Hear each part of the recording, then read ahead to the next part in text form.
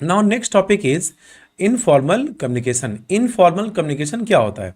देखो, informal communication often refer to as the grave, इसे grapevine network भी बोला जाता है। तो ग्रेपवाइन और इनफॉर्मल आप याद रखना सेम टर्म है, सिनोनिम एक दूसरे के। अब देखो, एक था जो ऑफिशियल चैनल को फॉलो करता था, तो ये जस्ट उसका उल्टा है जो अनऑफिशियल है। जैसे आप बोलते हो ना, यार मैंने सुना हुआ है वो लड़का कहीं घूमने गया है, तो आपने सुना है तो मतलब कोई ऑफिशियल इन्फॉर्मेशन नहीं मिली है कि आपका उस इंसान से बात हुआ और आप उसके थ्रू आप बोल रहे हो, आपको सुना मतलब कोई इसका एविडेंस नहीं है, तो ये होता है आपका अनऑफिशियल। ठीक है, तो इसे हम कहते हैं इनफॉर्मल कम्युनिकेशन।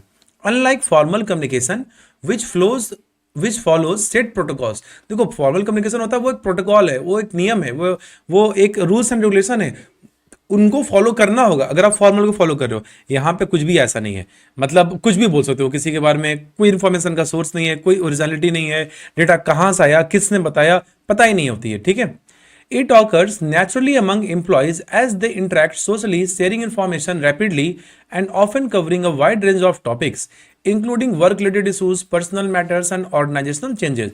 अब देखो, इंसान तो सोशल एनिमल है, हम लोग तो ऐसा तो है नहीं हम लोग अकेले रह लेंगे। ऑर्गेनाइजेशन में जहां दो लोग होंगे तो वहां बातचीत तो होगा ही होगा, वो कम्युनिकेट तो करेंगे ही करेंगे। क्यों? क्योंकि भाई ह्यूमन है, ह्यूमन का कम्युनिकेट करना ह्यूमन की एक नेचुरल टेंडेंसी है।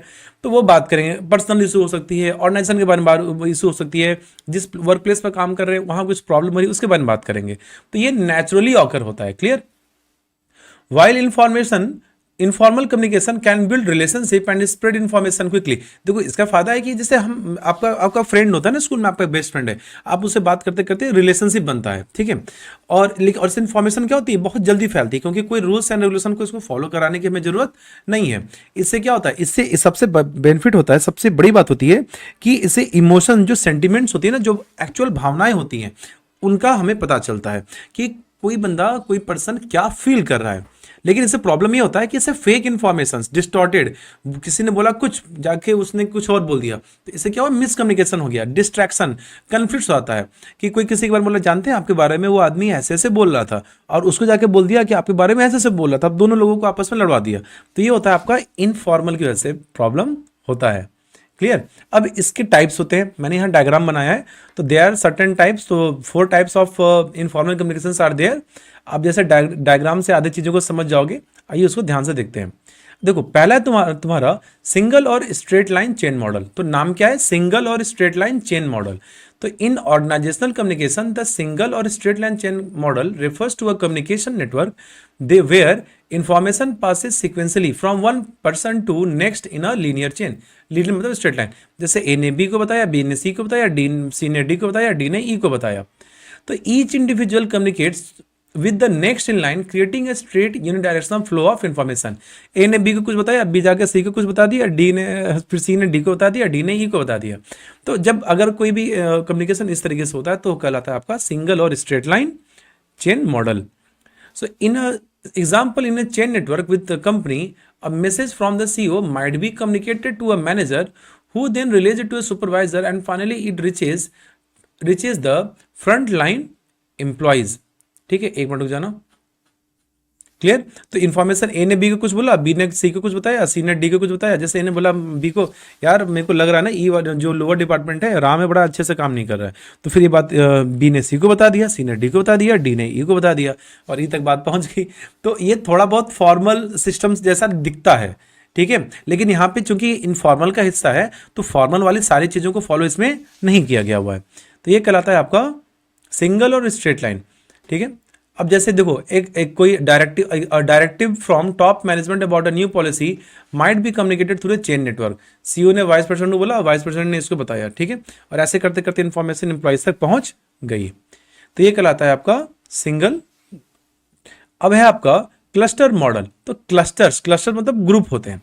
सो the cluster model of grapevine communication represents the way information spreads in an organisation, not in a linear or random but in cluster. जैसे ग्रुप में ए ने B को बताया, बी के सर्कल में 3 लोग बैठते थे तो बी ने उन तीनों को बता दिया। फिर यहाँ पे देखो, ए ने बी को बताया, सी को बताया, डी को बताया, तो बी ने 3 लोगों को बताया, सी ने 2 लोगों को बताया, डी ने 3 लोगों को बताया। तो ऐसे ग्रुप में इंफॉर्मेशन फैलती गई। तो ये काफी फास्टली इंफॉर्मेशन फैलता है।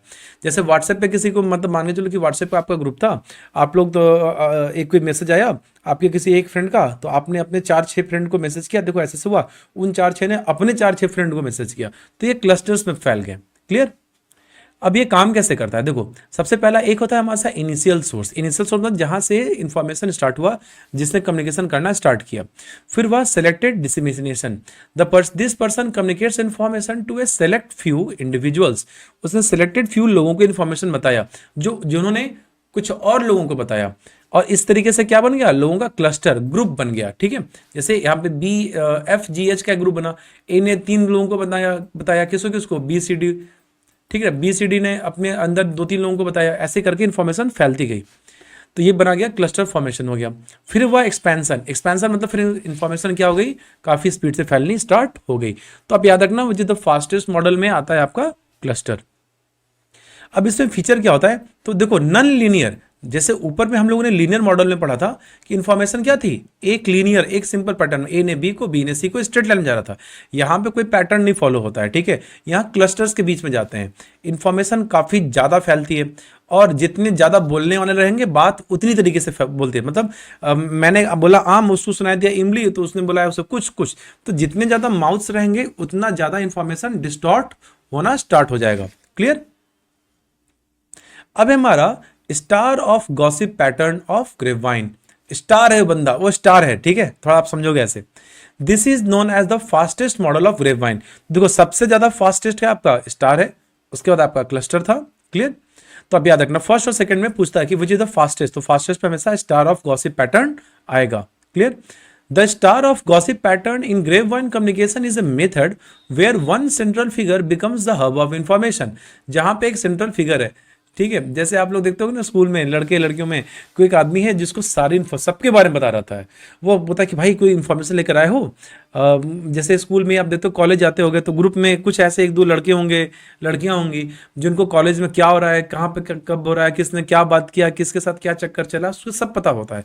तो वो स्टार होता है उस ग्रुप का, वो सारे इन्फॉर्मेशन को फैलाता है। ठीक है, तो इन दिस पैटर्न, और देखो एक ही बंदे ने इतने लोगों को इन्फॉर्मेशन फैला दिया, तो in this pattern the central figure, क्योंकि स्टार है ना, जैसे तो सुपर स्टार है, तो वो सेंट्रल फिगर है।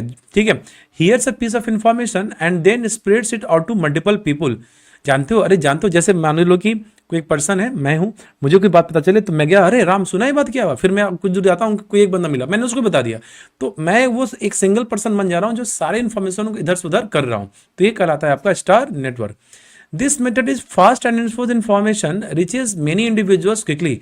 बट अगेन देखो, आप जो डिमेरिट्स होते हैं इन्फॉर्मल के ना, ऑलमोस्ट सेम रहेंगे। क्या? मैसेज डिस्टॉर्ट हो जाएगा, मैसेज के मैनिपुलेशन होने के चांसेस रहते हैं। ठीक है, तो ये पता चलता है, लेकिन इसमें एडवांटेज ये होता है कि मैसेज कौन फैला रहा है, इसका इन्फॉर्मेशन हमारे पास रहता है कि सोर्स कहाँ से आया। और लास्ट है आपका प्रोबेबिलिटी पैटर्न चेन मॉडल। अब प्रोबेबिलिटी में क्या संभावना होती है? प्रोबेबिलिटी मतलब पॉसिबिलिटी। तो आप नाम से तो गेस करना, यहाँ पॉसिबिलिटी किस चीज की होगी, आइए इसको देखते हैं। In grapevine communication is a random and less structured way of information dissemination. In this model, information spreads in a haphazard manner with no specific pattern or sequence. आपने ऊपर के पैटर्न में देखा था, ऊपर के मेथड में कम्युनिकेशन देखा था, एक पैटर्न फॉलो हो रहा है यहाँ पे। ठीक है, एक स्ट्रेट लाइन जा रहा था, एक क्लस्टर्स में जा रहा था, एक में स्टार था। बट यहाँ पे क्या ना, रैंडम बातें जा रही हैं। जैसे ए ने बी को बताया, तो यहाँ पे 3 लोग थे, उसमें से इन दोनों को बात पता चला, इस बंदे को बात ही नहीं पता चला। फिर उसके बाद इन लोगों ने बात को आगे नहीं फैलाया, ई ने लोग एफ को बताया, एफ जाके बात बताता है, वहां 3 लोग होते हैं, बस 2 लोग तक ही बात पहुंची, आई को नहीं पता चला। फिर इस तरीके से इतने लोगों को इन्फॉर्मेशन नहीं मिल पाया। तो ये कहलाता है आपका प्रोबेबिलिटी, मतलब इन्फॉर्मेशन मिलने की प्रोबेबिलिटी होती है, आपको पता चल सकता है, नहीं पता चल सकता है। ठीक है, इसमें भी क्या होता है, एक इनिशियल सोर्स होता है जहां से सारी इन्फॉर्मेशन निकल के बाहर आती हैं, रैंडमली फैलता है, कोई फिक्स पैटर्न नहीं, रैंडम बातें चल रही हैं। क्लियर? फिर आपका अनप्रिडिक्टेबल फ्लो, यहाँ पे कोई प्रिडिक्शन नहीं है कि फ्लो कैसे जाएगा। हो सकता है कि बात इन लोगों के आगे तक जाती ही नहीं। ठीक है, ई ने कुछ ना, बाद में ई भूल गया बताना, ई ने इन्फॉर्मेशन पास ही नहीं किया, तो फिर कोई चांस नहीं कि बाकी के सारे लोगों को इन्फॉर्मेशन पता चलेगा। क्लियर?